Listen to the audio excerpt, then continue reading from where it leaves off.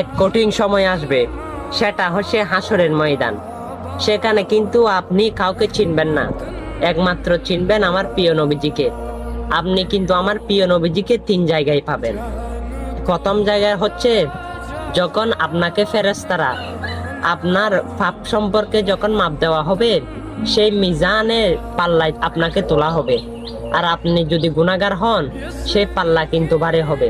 আর ফেরেশতারা আপনাকে ধরে নিয়ে জাহান্নামের দিকে নিয়ে যাইতে থাকবে। তখন আমার প্রিয় নবীজি দেখবে, আপনাকে ডাক দেবে।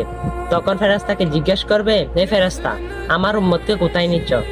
ফেরেশতারা বলবে, ইয়া রাসূলুল্লাহ, তার পাপ কিন্তু বেশি, তাই তাকে জাহান্নামে দিচ্ছি। তখন আমার প্রিয় নবীজি আপনাকে আবার নিয়ে আসলো, এসে মিজানের পাল্লায় তুললো।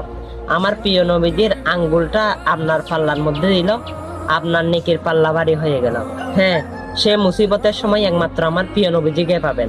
আর সেই নবীজির হাদিসগুলো মানেগুলো মানুষের কাছে পৌঁছাবেন, অবশ্যই সেই নবীর সুপারিশ আপনিও পাবেন।